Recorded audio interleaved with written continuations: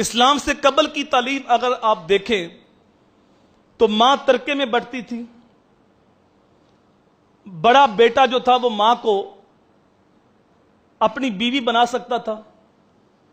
یہ اسلام سے قبل کی کہانی ہے۔ یہ تاریخ کا واقعہ ہے کہ 3 بیٹوں نے اپنی سکی ماں کو 600 درہم کے عوض بیچا، منڈی کے اندر فروخت کیا، اور پھر آپس میں 200 درہم بانٹ دیے۔ اور ماں رو رہی تھی تو کس نے پوچھا کہ وہ تجھے بیچ کے جا رہے، تم روتی کس لیے ہو؟ کہا میں اس لیے روتی ہوں کہ بڑے 2 بیٹوں کی شادی ہوئی ہے اور چھوٹے بیٹے کی بھی شادی نہیں ہوئی، اس کے کپڑے کون دھوئے گا، اس کی روٹی کون پکائے گا۔ یہ تذلیل تھی ماں کی حیثیت میں عورت کی۔ لیکن جب اسلام آیا تو میرے نبی نے کرب کرتے ہوئے جنت کو کھینچا اور ماں کے قدموں میں ڈال دیا۔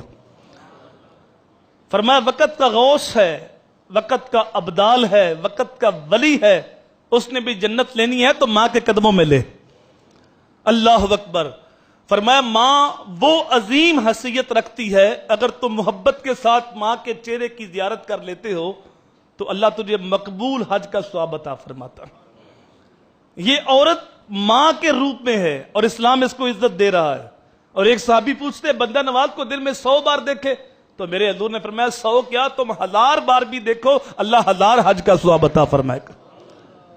یہ ماں کو حضور صلی اللہ علیہ وآلہ وسلم نے مقام و مرتبہ دیا، یہ قولی طور پہ۔ اور فعلی طور پہ آپ جانتے ہیں کہ حضور ابھی 6 سال کے تھے تو آپ کی والدہ انتقال کر گئی، لیکن رضائی والدہ حضرت حلیمہ سعدیہ ایک بار حضور کی بارگاہ میں، حضور اس وقت گوشت تقسیم کر رہے تھے، لیکن جب حضرت حلیمہ سعدیہ کو آتے ہوئے دیکھا تو حضور نے صحابہ کو پیچھے کیا، صحابہ ہٹ جاؤ، اور حضور خود دوڑے اور میری ماں کہتے ہوئے آگے بڑھے اور اپنی چادر اپنی ماں کے لیے بچھا دی، اور حضرت حلیمہ سعدیہ کو چادر کے اوپر بٹھایا اور خود حضور دولانو ہو کے پاس بیٹھے اور ماں کے ساتھ بہت ساری باتیں کی۔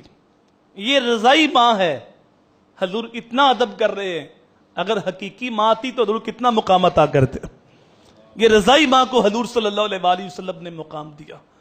تو عورت بحیثیت ماں اسلام اس کو عزت دیتا ہے، مقام دیتا ہے۔ باقی کسی دین کے اندر، کسی مذہب کے اندر، کسی تہذیب کے اندر ماں کو یہ مقام حاصل نہیں ہے جو اسلام نے ماں کو مقام دیا ہے۔ اللہ اکبر۔ آپ سنتے رہتے ہیں جس تہذیب کی طرف قوم بھاگ رہی ہے وہاں تو سال کے بعد 1 دن ماں کے لیے ہوتا ہے۔ وہ کہتے ہیں کہ سال کے بعد 1 دن مدر ڈے ہے، اور یہاں ہر روز مدر ڈے ہے۔